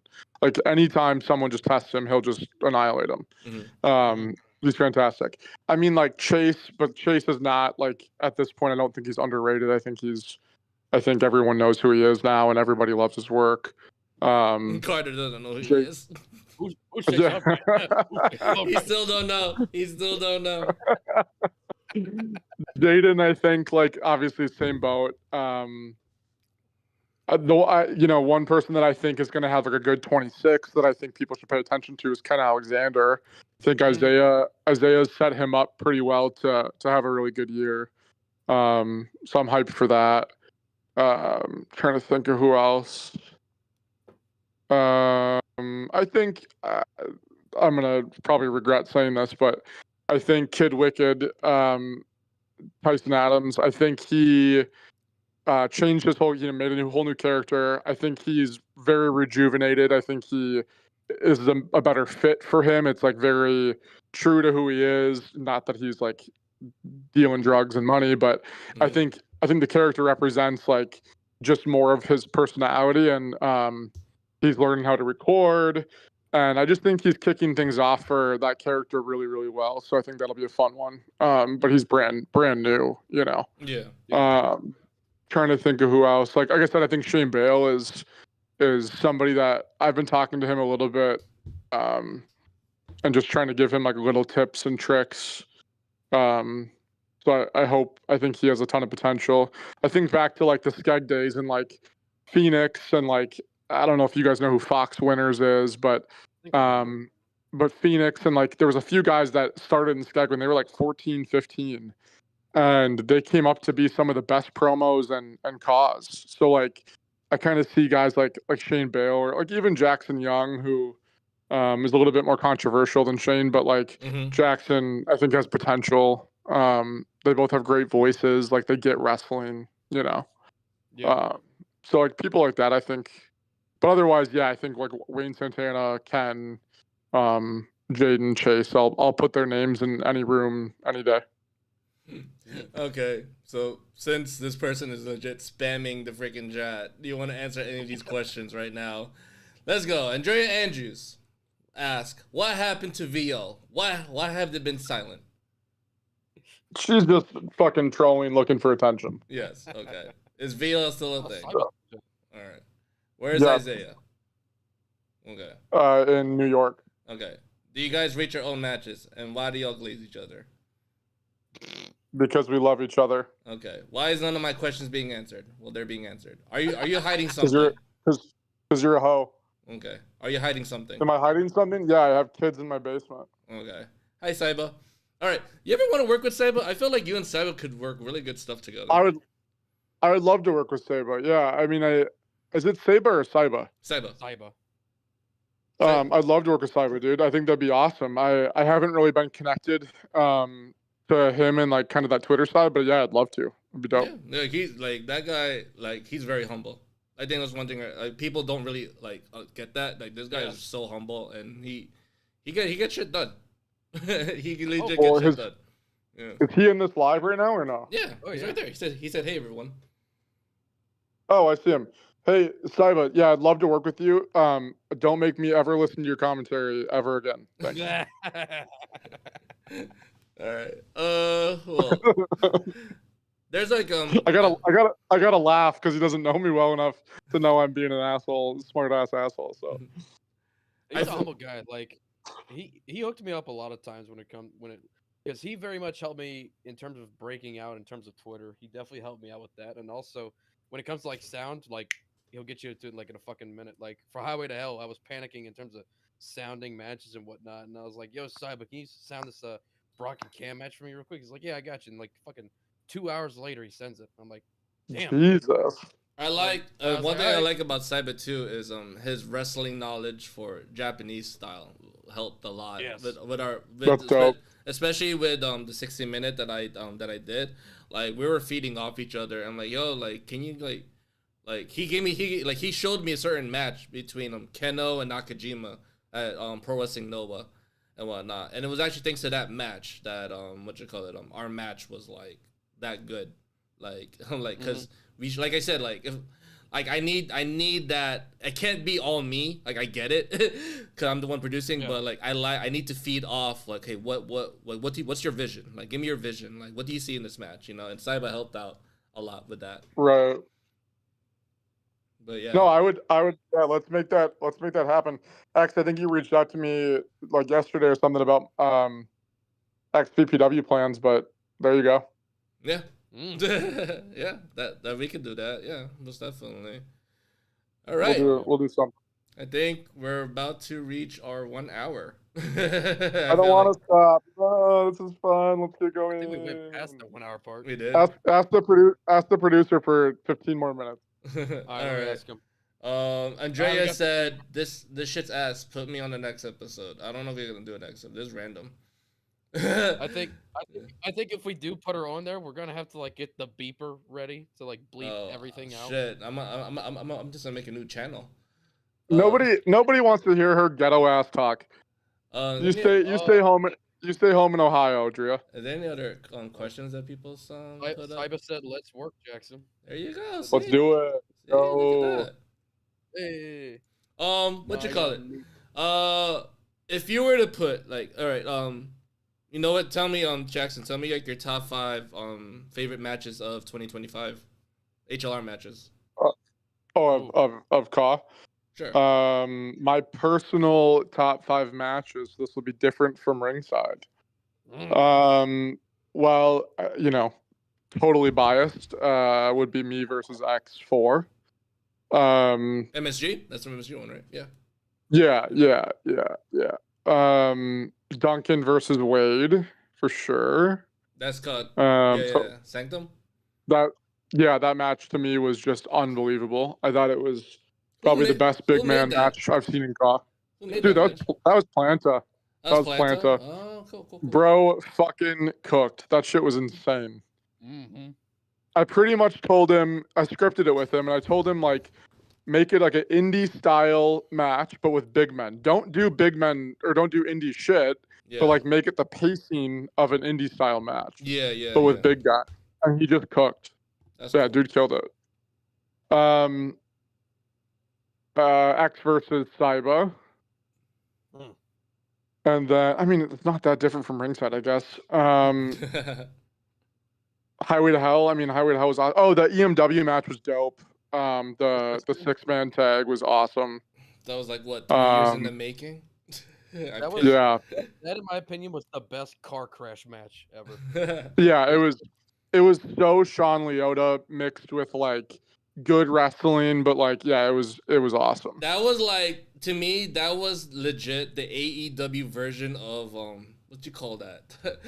The Stadium Stampede thing. Yeah. Or the Anarchy. Yeah, Anarchy. Yeah. That just screamed AEW to me, and I enjoyed it. Yeah, that was a good one. I liked that match a lot. Yeah, I don't know, man. There's a lot of good stuff. I really liked. And that's one of my thing, favorite. Like yeah. when, okay, go ahead. Go ahead. I was gonna just say when Phoenix came back and recorded a match like mid-year with Tyson Adams, and that was probably one of my. It's just like a fun match to watch because I miss Phoenix. I always liked Phoenix's style of recording. He always reminded me of like a Will Ospreay, and yeah, just like his pacing is fun. That's what's up. If you were to do like a 3 versus 3, right? Take VL out the question. Take United by Honor. Like, who would you put in the 3 versus 3? Oh man, that's a tough question. I thought about this the other day. Actually, it's funny. It's very funny. I mean, there's about to be a good one on Sanctum next show. I guess I'd probably say like I'm just thinking of people that I like Human Galaxy, Nathan Daves, Phoenix, Chase, Albright. God, I don't know, man. Throw maybe a ANY in there. I thought about the reason why I thought about this because I thought about like a rookies versus veterans. So I want to have Crom, Wade, Chris Russell versus. This is fucking funny. Oh no! Put Painapple. Oh no! Painapple, right? Then I'll put Jackson Bates and Fat ass Spider-Man. Nah, not fat ass. And He's the ref. What you call it? There's a third person. So we have the past, present, and the future. So it's Payne. Human Galaxy. No, Payne, Jaxon. Oh god, he was an up and comer, and I really liked his work. He was a big guy. Who the fuck is a big guy? Big guy. He was Was a it big Big guy. Haku? No. Angry New Yorker. There's the most random people, but these are people who I think will still be in CAW in 2028. I feel like Angry's not gonna go nowhere. I feel like Jaxon, and Jaxon had a really good year, and Painapple not gonna go nowhere. But he's just so fucking over with his fucking name that I feel like that's it. So yeah, He's got that name value, bro. Yeah, that's Carter's sidecar. What? No, yeah. No. If he was my psycho, he'd be Crom for the world title. Painapple and Crom, your two sidecars. Al Walker believes that fucking what's it called? My psycho. It's like I just record his matches. That's all I do. It's just like Well, he knows that. That's why he's calling him your sidekick. I can't help recording that man's matches. I love his wrestling style. Do you have great. do you guys do you have like a favorite promotion that people should like check out? Like with any promotions that you like? I feel like there's so many now. And with the next game BBMO. coming out, next game coming out, I feel like there's gonna be more. SCW just had a show last night, and that's Shane Bale's company, and I was glazing him up and down, dude. That show was a phenomenal EFED show. Yeah, he was working on it a lot. Because he's very active on the XCPW Discord. Like I saw his shit, I was like, oh damn, oh wow. I was like, oh, that's cool. Production was really, really good. For it, I really enjoyed it. Mm-hmm. Yeah, me and Noah finally got to face off, which was cool. Because I had always wanted to face Noah. I'm like, how can I do this? It's like, oh, Carter, I need you in a tournament match. I was like, cool, give me Noah. Call it a day. What about does anyone have any questions in the live chat? Hey guys, if you guys have any questions in the live, that means you, Phoenix, and Cam, and Jaden. If you There's like guys seven. Maybe There's been like 10 people watching the whole time that just aren't. Some aren't talking. Yeah. Something tells me, looking at this XVPW Discord, that Hornet is currently streaming this. No, Hornet's gone. Never mind. Hornet likes to stream a lot in terms of live streams and shit. Yeah. Thinking. Anyone have any questions besides Drea? Besides Drea. When are we running that fade? Is that your impersonation of her? Oh God. That was a great impersonation. Hey Carter. Why haven't you acknowledged me? We're gonna start calling Drea the angry Ohioan. Oh my God. She's from Ohio? I don't know that. That totally checks out. That or Florida. That seemed pretty accurate, Carter. Thank you. I'm good at. I've done voice acting on the side. Well, not really voice acting, but like my own independent projects. But Andrew Kaz says he's thinking. You've been talking about Father Bearer Bates. Andre. Anyways. Impersonation goes crazy. Jaxon, I got a question. What are your thoughts on car What are your thoughts on car relationships? Dude, fucking disgusting. Any of it. And call families. Man on woman, nasty. Woman on woman, nasty. Man on man, nasty. It's fucking e-dating. Like, stop doing that. You know what's funny? I wouldn't mind seeing a call family, but they keep it strictly wrestling, like the Von Erichs. Like if you had a Von Erich family group, that would be cool. That'd be cool, right? Or like a Hearts, yeah. Because I have my own personal idea, and I still have to make it, but I'm pretty sure I'm gonna make it in 2026. This is just the strong family. I actually had an idea of a tag team with somebody as well. That was like brothers too. Yeah. But we didn't do it. I gotta bring back the Matz brothers. Like with all this happening in call, it's like, all right, like y'all trying to do this call family shit. I guess I get it. I don't know. Like Ms. Maurice, okay, cool, whatever, you know. But to have a legit like wrestling family, that'd be fucking dope. And they have their own like IG. I don't fuck with any e-dating bullshit. I think it's all weird, and I think the like AI fucking relationship posts are weird. I don't give a fuck. Oh God. Oh yeah, speaking about AI. Really what are your thoughts on AI? Kill it. This is like the hottest of topics. Wait, let me answer because Jaden asked the question. He said, "When we running it 1v1, never. You suck." We don't need another Travis Turner situation again. Yeah, thoughts on AI are. I was really against it at first. I've kind of opened up. I use it here and there sparingly. I think it needs to be used in a way that's like not lazy. So like the whole, again, like we were talking about this earlier, like the whole thing with cause, like it's art. So like, why would we take away the stuff that makes it artistic? Yeah. And so like, it's okay to use AI. I think like, you know, but some people will say like, well, yeah, all I did was change their position. I'm like, well, that's the whole laziness of it. Like we used to have to crop different parts of renders out and put them together and make different poses, you know? and now you just AI and tell it to do something.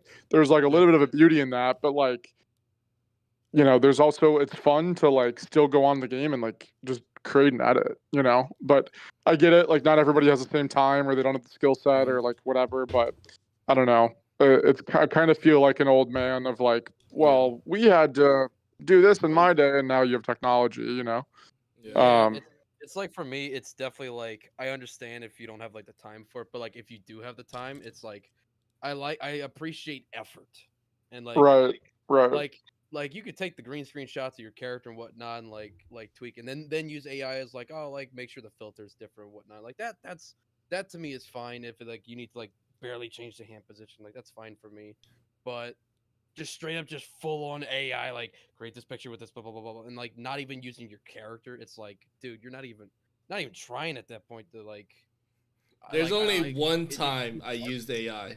Only one time. Well, actually, I For what? three times, but it's all the same situation. Put this title around this guy's waist. That's all I asked for. Oh, that's funny. That's the only time I used AI. I promise you that. And you did it, and I did it with the thumbnails of Al Walker winning the championship and the King of Nine Realms, and I think it was me and no, it was somebody else who also wore it. Oh, and Misaki, the diamond. I was like, put the championship around the waist. That's all. That's it. And everything else I could do on my own. But yeah, that was probably the only time I used AI. Phoenix, it's longer than an hour because I made him ask the producer for more time. Yeah. let me ask the producer again. All right, we got like 10 more minutes if we want to go. All right, cool. You want 10 more minutes, Let's extend Jaxon? You're good. Yeah, it's fun. Carter, do you have any questions for like, Jaxon? I felt like I took over this whole entire interview. So, Carter, if you have any I feel like you questions, pretty much asked like I feel like you pretty much asked like everything. Yeah. Maybe like in terms of like, I guess like as a fan looking in, like looking into like shows and matches, what are like the major things in CAW, whether that's feuds, matches, or shows you're looking forward to this year? Oh, I mean, like, if NGW can have a consistent year, I think you did some crazy shit in the back half of 25, and like I know you have kind of a reputation for like taking forever for stuff.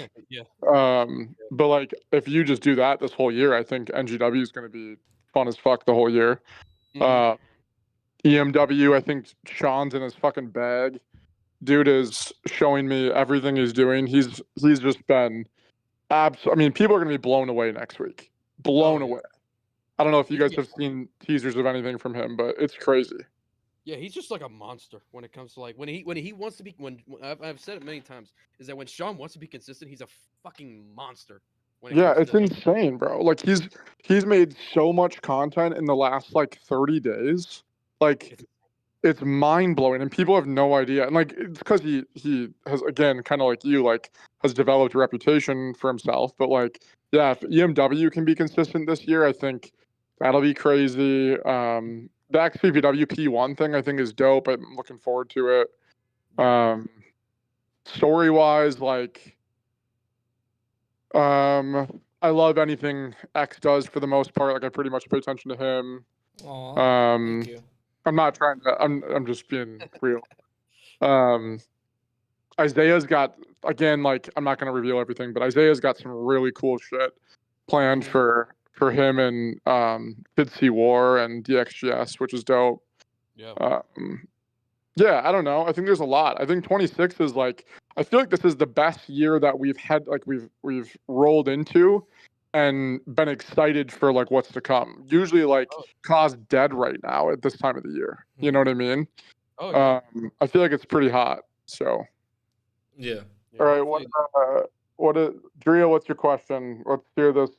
Let's all get dumber for 30 seconds. When are we gonna run that fade? Then like I think. No, it's gonna be something dumber than that. Sean is a different breed. Yeah. Carter's just the GTA 6 of things. Yeah, at one point I was for sure. Like how NGW will return in 2029. Yes. Oh, Phoenix. Oh no! Like that show, that Highway to Hell show took. It was originally on 2K22. That's how long it took to. We know, Carter. We know. It was actually no. I think I made the arena on 2K19. I think it was. It was That's a been long one. advertised since I got in the car. Same thing with That is Collision. sad. Collision. I remember when Sean promoted Collision. I'm like, oh my god, how many times I'm gonna God. see this fucking trailer till it finally happened like years later? Ooh, And then- who's all here? There's 10 people. I'll give a little tease. Ooh. You mentioned Collision X. Mm. Oh. Mm. Oh. Mm. Eyeball emoji. Mm. Oh. Mm. Hmm. Mm. Hmm. Mm. Side eyeball emoji or like the emoji where the face is like, Mm. Hmm. Mm. Hmm. Mm. Mega Mania will drop in 2040. Fuck you, Phoenix. So stupid. Yeah, that's my tease for the whoever's listening. That's my tease. What else? Julia said she has a question. Where did her question I go? don't know. I think she Cam left. said, yeah. I Like, think she left. I don't know. Cam said, yeah, like Wit versus Sass of January. Good plug, Cam. Good job. Wit versus Sass of January 31st. Oh, dude. Carter. I meant to text you. I like to like call shit out and praise shit if I like it. That Yeah. those fucking segments were insane. Oh, thank you. I appreciate Both of those, bro. Me and Mac were dying. I was like, bro, those are so fucking sick. But he's God. cooking, I think, right now. Oh yeah, like because I always wanted to use GTA 5 in terms of like production and whatnot, and because it started when I did like the holiday post and whatnot, I was like, oh, Yeah. that'd be a funny thing. Which that took me days to do. I was sitting here in this Discord. I'm like, Max, I don't want to do this anymore, but I'm like, I'm too far into it, so it's like, so I just kept doing it, and then I was like, oh, I could use it for like clips and whatnot. I'm like, but I got that like assassin cam match in January. I'm like, how can I do this? Oh, I can make a segment. I'm like, oh, I'll just do green screen and shit. And Dude, was so, all that shit green screened? Yeah. all of it was green screen. That is it looks so good. Besides the bar and the bar scene with Right, Assassin and King, right. that was in the arena. Yeah, And then the cam course. segment that he posted, I went to Spider-Man 2 and went into the photo mode to get No the fucking way, dude. Yeah. Oh yeah, like I went deep into for this It looked promo. so good, bro. Like I was like, damn, is that a modded arena? Like it looked so good. Oh yeah, like I use the main thing, and everyone could like take notes for this one. The main thing I use for green screen is DaVinci on my laptop, and it's green screen for it's Delta keyer for like green screen and blue screens and stuff like that. Top notch. Like it is beyond, without a shadow of a doubt, one of the best things I've used. So, I did. I think I had my files. I had like 30, 40 green screen clips of like for that UBH. Oh, portion. I'm sure. Yeah. It was. Oh my god! It took a long time for that one, but it was worth it in the end in terms of. Dude, yeah, those were great. That was probably some of my favorite segments I've seen in a while. How many stars would Yeah, you rate that was it? good stuff. 5? 5. Cool. That's what's 5. up. Yeah.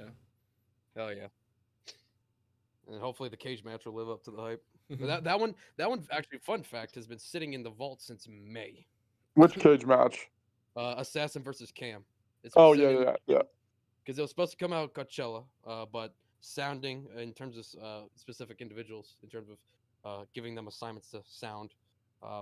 William Kennedy. I'm not gonna say names or anything. You didn't say any names. I didn't say anything. But the goal is the 31st, so they're almost done with it. So then I gotta get the hype package done, and then I think X said he'd be well. I told X I think he'd be great to commentate this match. So Speaking about Coachella, y'all excited for that 2026? I kind of have to be, since I'm hosting it. Jaxon, what were your thoughts about Coachella when I pitched it and we did call week? Like you worked very hard. Like people don't really understand the behind the scenes of Coachella. Like they see the product, but they don't really know what goes on behind the scenes. That was a very stressful time for me, at least, and for I think everybody else. But yeah. No, I mean I fuck with Ka Week heavy. Coachella is like, to me it's a very X and Carter thing to do. It's very like X and Carterized. Which I don't like. I don't like the over production. I wish it was more simple. Mm-hmm. But that's fine. It's not I will never host one, so don't ask me. That'd be cool. But 2028 at the Sanctum. but I fuck with it. It's just, yeah, I wish it was a little different, but it's not my hill to die on. So like, I don't really care. Gotcha.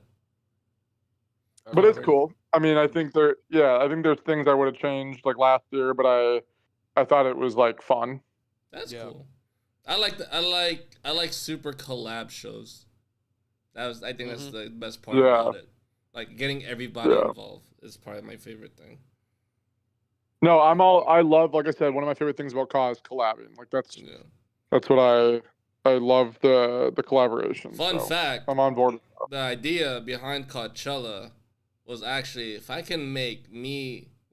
was able to collab with Skeg and have McDef on a fucking on a 9 a.m. phone call to do commentary, I'm pretty sure I can make Coachella happen. And I was like, okay, let me hit up Jaxon and these 3-headed guys. and like, okay. These 3-headed guys. And it worked. It was really dope. Dope. One of the moments that I liked about, and like this is like a moment that I don't think really many people look at, but the Coachella Rumble was so fun to commentate with X, because it was just seeing all these different guys like repping all these companies, and then like there was a point in time where some companies didn't bring in their own guy, like their guys and stuff like that, so we had to improvise. And the best part is Jay Fontaine came out in an NGW shirt. I never signed Jay Fontaine. I was like, oh, I guess he's signed now. It's like, oh, Jackson versus Jay Fontaine would be dope too. When I think about it, that'd be cool. Oh, he's been asking me to run one too. Him and I started getting more tight. I like Heather's idea in the comments. We need like a designated photo shoot area and more influencer vibes. I mean, that'd be cute. We can get something like that. Yeah, I think it gives it more of like a social media feel than like a wrestling show, you know. Meanwhile, cool. I'm here like WrestleMania Dallas. It's like, yeah, big. We gotta go bigger. Way bigger. I fuck with that. Way bigger. It's such good shit. We should do like. I even did GTA 6 for that as well. I forgot about that. Like the car scene pulling up. I did GTA Oh yeah, that was cool. Oh yeah. When you announced your announcement. Oh yeah, like, and then I did like I think I went on Google Maps and like tried to like get like an angle of the AT&T Stadium, like be like, oh, like he's like standing in front of the stadium and shit, and so it turned out okay. It wasn't too bad. It was cute. No, that was cool. I like it. Cute. Yeah, it was cute. What the fuck you want me to say? Odd choice of words, but it is what it is. What are you guys looking forward to this year? Oh man, go first? I don't know, to be honest. Like, yeah, you asked me all the hard questions. That was a hard question. Shit. All right. I really don't know any plans outside of like being a bad example. Like, I've been researching. So, all right. Fun fact. Bad Example is basically Cactus Jack inspired with little people don't know, it was when Hayabusa took off the mask and his name was H. Fun fact, that's where I got X.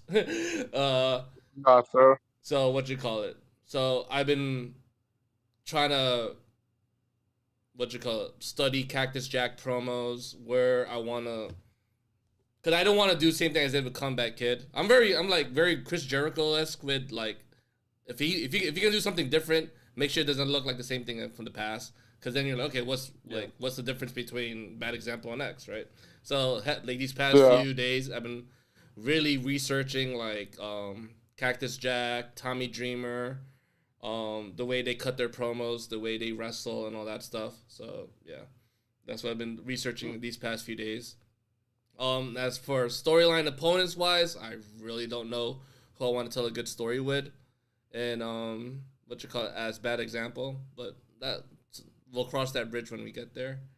Outside of that, heavily onto the Pro 1 stuff, and I'm getting this next episode of XVPW done because I already have like set matches that I have to record.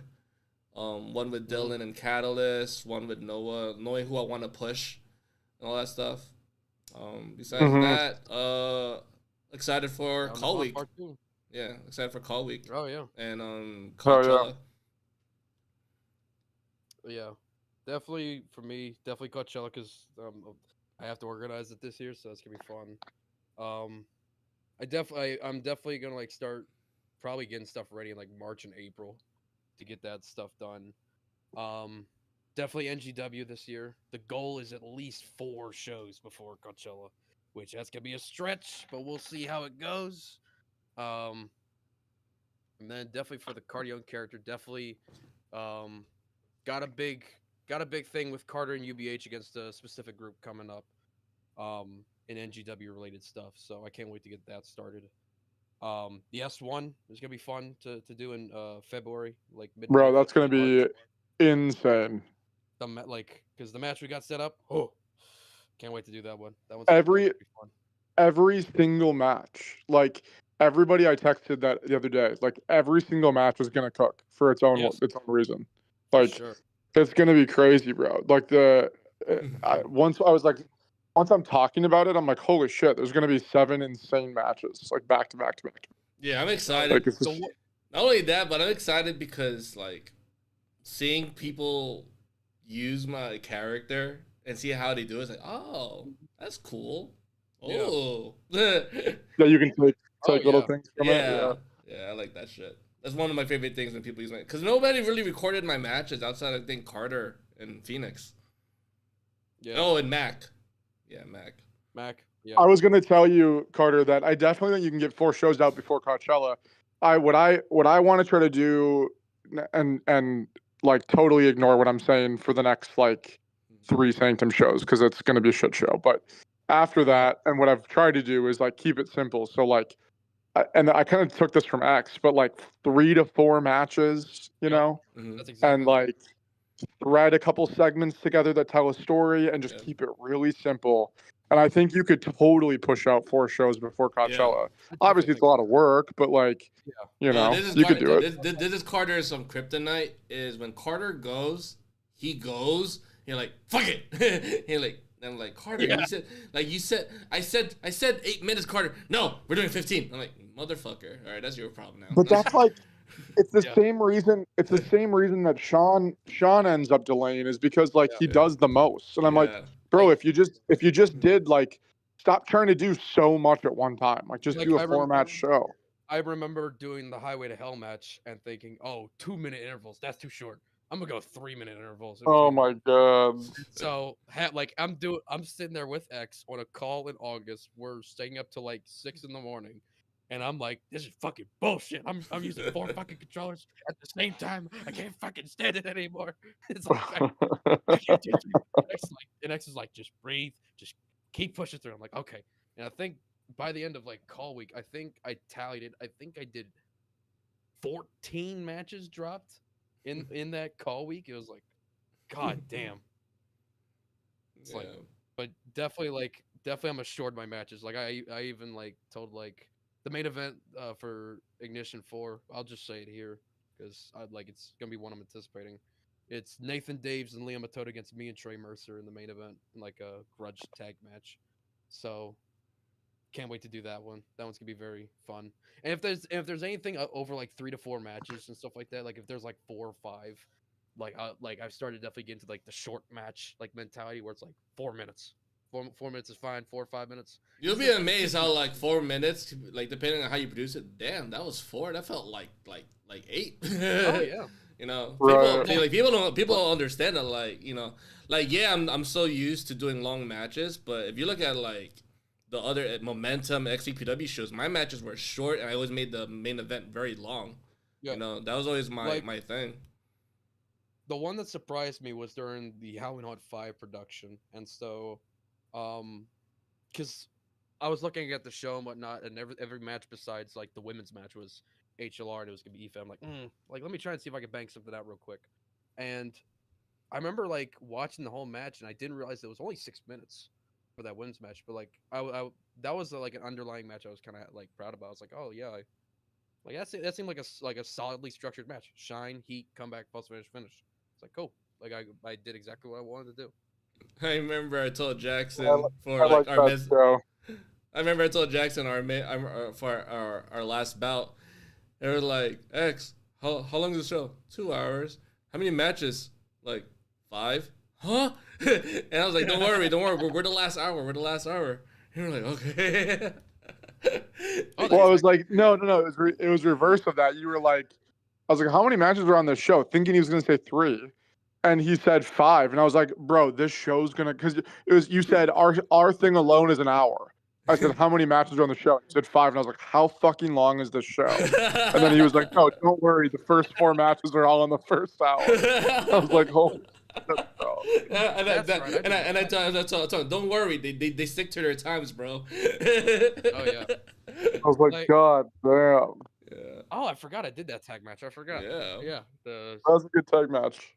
I was like, because I was the main difficulty with that one was like the 2 like straight up new characters. But I had recorded a Braden and Dan match like way before with DXGS. I was like, yeah, I know their style. They're the technical guys. But then like I started really liking Koba because like it was like, oh, he seems like the cool looking character. It's like, oh, Koba time. Oh, So fun then, fact like, about behind yeah, Cobra, bro. I just downloaded a card from CC. Like, Yup. if this guy's Like- randomly, if the creator, I don't know who the creator was, by the way, I don't know, but if he watches his fucking, like, damn, my car's everywhere. Dude, that'd be so funny. He speaks too. Oh shit! Can you imagine? He hears Oh, the God. voice. He hears the voice. My guy talks. Oh my god. Oh, why does he talk like that? Why does he sound like a Puerto Rican? Jesus Christ. Oh God. But yeah, that was a fun one. Like, and I was surprised that one was only 8 minutes. I think. That one was. Yeah, that was a good like shorter tag match. Jaxon, if you ever made a side character, what kind of side call would you make? It would be an 80s. It would be an 80s themed cost. Hell yeah. There's no doubt. So- Like I said, I was gonna make a 80s tag team with a buddy of mine. I'm not gonna name their name, but we never got around to it. But That'd be cool. I think this. Yeah, what, I don't think this is what I like about the last year and this year is that wow, like we see a lot more tag teams. Yeah. no, I was just gonna say I don't think we need any more tag teams. I think Yeah. we have so many. I think we just need to keep featuring Yeah, them. keep featuring 100%. Oh yeah. I appreciate that like tag team wrestling's coming back to HLR because it was very. I Shit. would say for like mid 2022 to like, God, probably till like 2025. It was. Yeah. There was like no None. like tag, and if there was a tag match, it was maybe like 1 or 2 a year. And Yeah. so now I appreciate that there's more tag matches coming out. I would like to credit Mac for that. Yeah, Mac sure. for sure, 100%. I think he just made it a destination again, Mhm. just from how good he is recording them, and I think it made people like excited about tag team wrestling. You know, Yeah. and we Yeah, have like a lot of factions all at the Mhm. same time with like Oh, yeah. good people. You know, Mhm. so it's fun. Yeah. All right. Definitely that UBA. Oh. Well, go ahead, yo, talk. I guess I guess we're done. No, producer. No. Hey, that I said, silence oh. was like almost the cue, but hey, like, okay. No, you know what? Producer said time's up. They cut me off. Sorry, my mic's getting cut. No. You're about to tap, but you know you got the hand up. Come on, go ahead, let's go. Carter No, started no, talking, I'm and a smile tap. X goes, well, all right, and Carter goes, oh. I'm a smile tap. I'm gonna be like John Cena. It's time for me to let go. It's time to let go of this one. This is cool. This is fun. All right. Well, Jaxon, you have any plugs you want to plug in? Yeah, we got obviously Sanctum is the big one. We got we have Warzone presents Sanctum Hellheim's Kitchen, which is I'm super excited about. It's like a collab show between us and Warzone late February, early March. And then that's gonna and then S1 in March or early April, which is going to be the round robin with the finals. Anyone that makes their opponent tap out will go to the finals. It could be any amount of people, anywhere from 2 to 6. Yeah. Mhm. And then we got CTSW dropping tomorrow night, Ooh. and which is Phoenix's first EFED show back. He makes a pretty good show. Yeah, a lot to be excited about for 26. Hopefully, like I guess another little tease is like think think like the 6-man that we just saw at EMW, and then think like Crom versus CZB from Power 2, Ooh. and think like the triple threat from For the Culture, but on steroids. Okay. And that's gonna happen sometime this summer. Nice. So Ooh. that's all I can really say. Yeah, That's what's up. Cardi, everything to plug? that's all I got, man. Yeah, check it out. Yeah, Cool. thanks for having me. Nice. Cardi, you want to plug in anything? Hopefully, if he sticks to his dates, January 25th, Bound Upon Part 2, I defend the EMW Epic Championship against Kobayama. Is it gonna be Koba time, or am I gonna retain the title? Who knows? Hopefully, and then Saturday, January 31st, 6 p.m. Eastern, on the Next Gen Network, the Assassin versus Cameron Witt round 2 in a steel cage. They're the first ever Next Gen Network champion, so All that right. will be a fun one to watch. Also, Aiden Evans and Human Galaxy for Zero Gravity Championship as the preliminary match. All right. That'd be fun. That's gonna be fun. February in XVPW. Probably 2 EFED show. Well, no, 1 HLR show, and that's the Experience Conquer Philadelphia. Marty Morton defends his championship against Crom. Reyes and Colin for the XVPW Junior Championship, and there's like a Discord Battle Royale championship. Ooh. Then there's also the P1. Then March, ladies first, HLR show. All ladies. That'd be cool. Yeah. That's if I can get them out. Yeah. It's all about if we can get them done. Yeah, basically, right? Yes, sir. Yeah. I love the stuff I got on my plate. Yeah. Love the stuff. But yeah, thank you guys for listening. Shout out to Jaxon. Jaxon, thank you for being our first guest in the collab. Yeah. Hopefully this won't be the last. I think the second episode should be me and Carter interviewing you. Oh Okay, yeah, that'd sure. be interesting. That'd be cool. There we go. Then third is me and Jaxon interviewing Carter. Yes. And then the fourth one is us interviewing each other at the same time. That'd be cool. That'd be awesome. And then the fifth one is just us. I don't know if I can say it on YouTube, but Ooh. it's a porno. It's a porno without the cameras. Anyway. Later, It's an guys. audiobook. You know what? That's where I'm gonna end it. I'm ending it right here. Jesus He Christ. said I'm ending it.